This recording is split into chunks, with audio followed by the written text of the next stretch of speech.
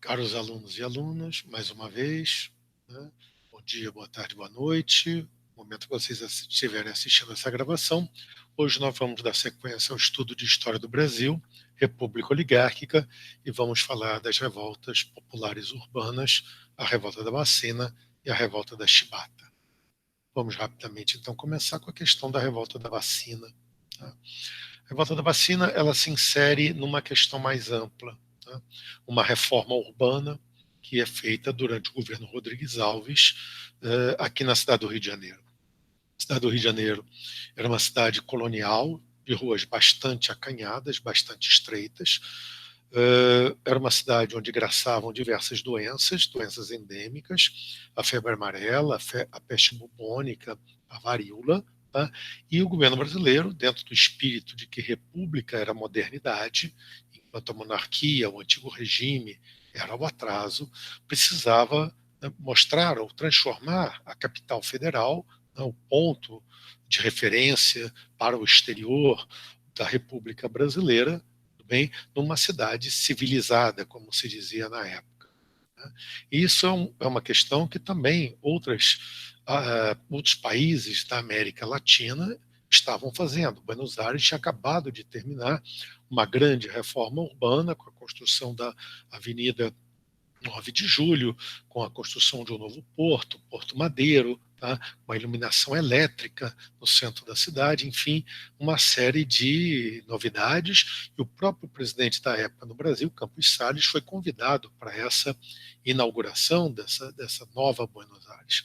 Então, aqui no Brasil, né, a tentativa de atrair investimentos estrangeiros, de mostrar que era uma cidade segura para os imigrantes, havia inclusive propaganda de agentes de imigração para a Argentina, Porto de Gênova, de onde partiam migrantes italianos para a América do Sul, uma propaganda que dizia: se você pegar esse navio, você não corre risco, porque você vai direto a Buenos Aires sem passar pelo Rio de Janeiro e, portanto, não correrá risco de ficar doente e, quem sabe, até morrer devido ao fato das doenças que graçavam aqui no Rio.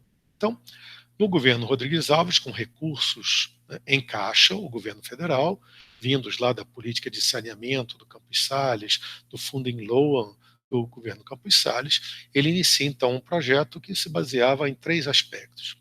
A reforma urbana era a reforma do centro do Rio de Janeiro, o bota abaixo, para transformar a cidade colonial, modelo português, de ruas acanhadas, torno a repetir, numa cidade de modelo francês. É o Rio Paris tropical. Tá certo? A segunda transformação seria no Porto do Rio de Janeiro, a modernização do Porto. O Porto era na Praça 15, muito acanhado, na verdade era uma espécie de um trapiche, tudo bem? E agora a construção, a partir da Praça Mauá, da Avenida Rodrigues Alves, e o novo porto deveria poder receber navios de calado mais profundo, navios de maior porte, e que, portanto, estimularia bastante o comércio de importação e exportação do Brasil. E, por último, a questão sanitária, um saneamento em relação às doenças. Então, nesse campo, foi nomeado pelo presidente da República, Rodrigues Alves, o sanitarista Oswaldo Cruz, e começou um ataque à febre amarela, à peste bubônica, no caso atacando os 2 vetores, o mosquito da febre amarela, os ratos da peste bubônica, e vai conseguir do Congresso o apoio para um decreto de vacinação obrigatória contra a varíola. É exatamente esse decreto que vai gerar a reação da revolta. Tudo bem? Vou partilhar com vocês aqui a minha tela, tá certo? Para que vocês possam, então, acompanhar as imagens tradicionais do nosso PowerPoint. Tudo bem? Temos aqui. É isso. Perdão. Aqui. Ah, então, estamos lá. Pá, pá, pá, pá, pá, pá, pá. Aqui. Modernização do porto. Isso aqui é um trapiche. Reparem, né, praticamente aqui na praia. Não é o Rio de Janeiro, mas é um modelo que existia aqui na Praça 15, mais ou menos. tudo bem? E agora o porto, isso é uma foto já da década de 1920, portanto, com a construção iniciada em 1904 já bastante avançada, e aqui você vê, né, é a antiga Rodrigues Alves, onde agora tem o Porto Maravilha, né, da última reforma portuária lá da época das Olimpíadas aqui no Rio de Janeiro. Tá? Aqui a reforma urbana que vai atingir duramente famílias mais pobres que viviam em cortiços no centro da cidade. Lembrem do livro Cortiço do Aloysio Azevedo, era considerado pelas elites um local, né, que disseminava doenças, foco de doenças, então, nesse aspecto também a reforma urbana caminhava no sentido de combater, né, as doenças. Era uma tese higienista que, na época, as elites brasileiras abraçavam. Aqui uma visão mais ampla de um cortiço, é uma habitação coletiva, as pessoas que aqui moravam não eram donas do cortiço, não é isso? Elas alugavam, e, portanto, quando houve o bota abaixo, que derrubou, né, reparem, esse centro velho da cidade do Rio de Janeiro, bem, essas famílias elas foram expulsas sem nenhum tipo de indenização, já que não eram proprietários. Resultado, elas buscaram, vamos ver aqui, áreas da periferia da cidade do Rio de Janeiro, bairros como Saúde, Santo Cristo, Gamboa, não é isso? E subiram para morros, o Morro da Providência, hoje o Morro da Conceição, enfim, e essas famílias, então, buscando uma moradia mais barata, coisa que também não teve grande sucesso, não tiveram grande sucesso, porque com a chegada de muitas famílias o preço dos aluguéis subiu, gerou uma tensão muito forte nesses setores populares, certo? Isso é uma questão importante. Aqui, a reforma, Rio Paris Tropical, do prefeito Pereira Passos, assim, fazer do Rio de Janeiro, né, como a reforma de Paris, com largas avenidas, a reforma Haussmann da década de 1870, é isso? E aqui você vê, por exemplo, o Teatro Municipal sendo construído, aqui é o Morro do Castelo, que mais tarde será derrubado, sendo uma outra reforma urbana do centro da cidade, e importante, todas as construções obrigatoriamente com o modelo neoclássico francês. Era o Rio, era a elite brasileira que olhava para Paris como seu parâmetro fundamental de referência. Então era uma cidade francesa, essa da Avenida Central, posteriormente a Avenida Rio Branco. Tá? A revolta da vacina, então, foi uma reação a esse fato, o fato do decreto da vacinação obrigatória colocar a possibilidade, né, dos vacinadores com apoio de forças policiais, formando brigadas, tá certo? Entrarem na casa das pessoas. Houve uma reação muito forte, não apenas de setores populares contra aquilo que consideravam, né, uma invasão à sua privacidade, ou a forma que foi feita sem nenhum tipo de esclarecimento, ninguém sabia exatamente o que era uma vacina, né? Parece que o próprio Rui Barbosa, uma sumidade naquele momento, né, discordava desse tipo de tratamento, de inocular, né, o vírus da doença no corpo da pessoa.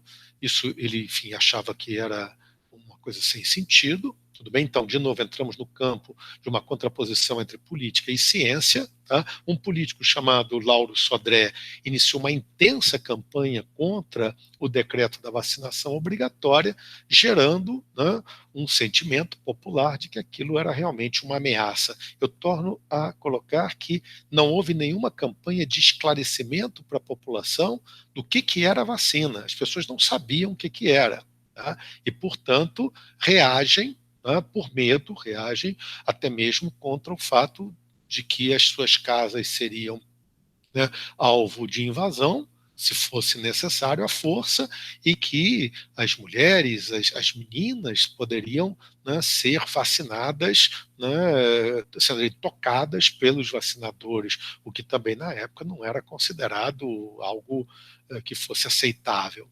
É verdade, eu torno a repetir, que setores de elite, que tinham a ver com disputas políticas nesse momento contra o governo Rodrigues Alves, certo? Também incentivaram esse tipo de posição.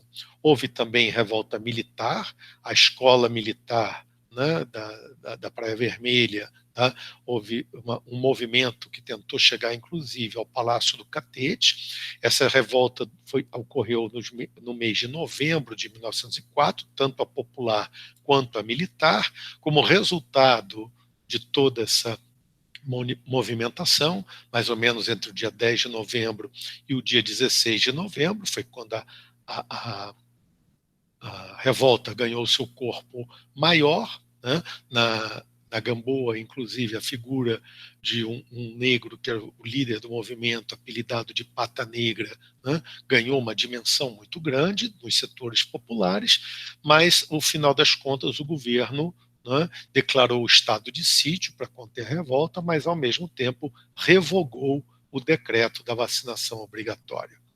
Posteriormente, o decreto,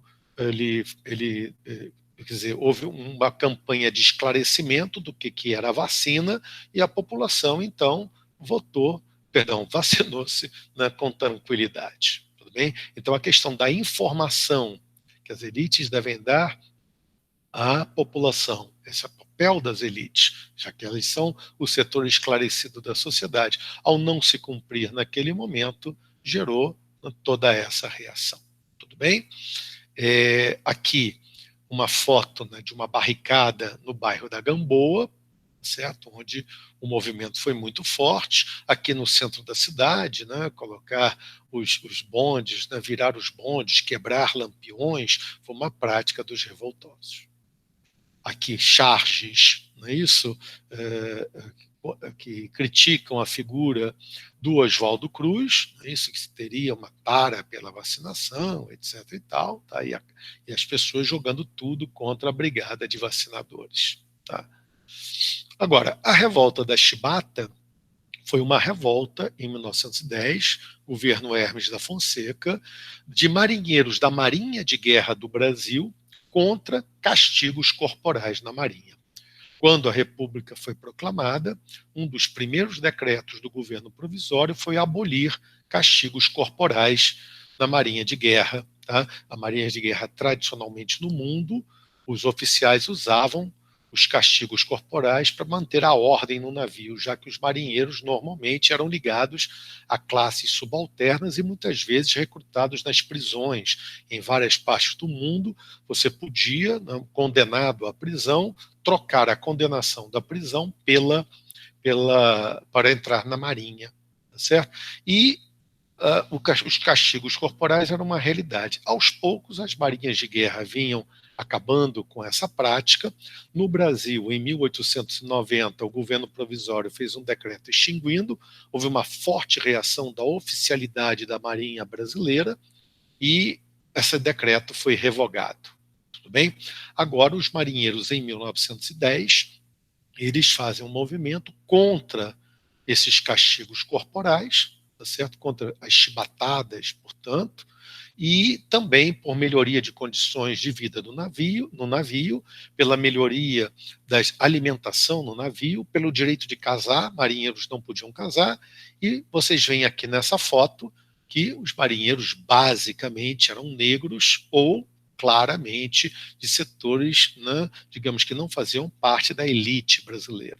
E o tratamento dado a eles era duríssimo. Bem, eles tomam os principais navios da Marinha de Guerra, o encouraçado São Paulo, que é esse aqui, o encouraçado Minas Gerais, vários destroyers, atiram contra a cidade do Rio de Janeiro, depois de exigir que eles fossem, que as suas reivindicações fossem aceitas, e o governo dizer que não aceitaria, eles atiram, o governo então aceita, aceitando inclusive a reivindicação da anistia para os revoltosos. O governo assina o decreto da anistia, assina o decreto proibindo as chibatadas, mas poucos dias depois os líderes do movimento são presos. O principal líder do movimento está aqui nessa foto e também aqui, João Cândido, chamado de um marinheiro negro, até posteriormente, bem recentemente, na década de 70, Aldir Blanc e João Bosco fizeram um samba em homenagem a ele, com o nome de O Almirante Negro, tudo bem? A revolta, então, ela teve sucesso no que obteve o fim dos castigos corporais, tudo bem? Mas a anistia que o governo deu não foi cumprida e a intensa repressão contra os líderes do movimento se fez contra João Cândido, que depois chegou a ser, inclusive, internado num sanatório, num manicômio, né, acusado de, perdão, com a ideia de que ele teria distúrbios mentais, só assim ele poderia ter tido, né, a ousadia de comandar um movimento como esse. Vários oficiais foram mortos quando da tomada dos navios, tudo bem? E esse fato gerou, inclusive, na Marinha de Guerra, uma reação muito forte contra as lideranças dos marinheiros, certo? Eu vou voltar aqui para a nossa apresentação de tela, tá? Para me despedir de vocês nessa aula, certo? E dizendo que logo, logo nos encontraremos numa outra aula ainda sobre história do Brasil, certo? Dando sequência ao estudo da República Oligárquica. Nossa próxima aula será sobre a economia da República Oligárquica. Obrigado a todos, saúde e paz.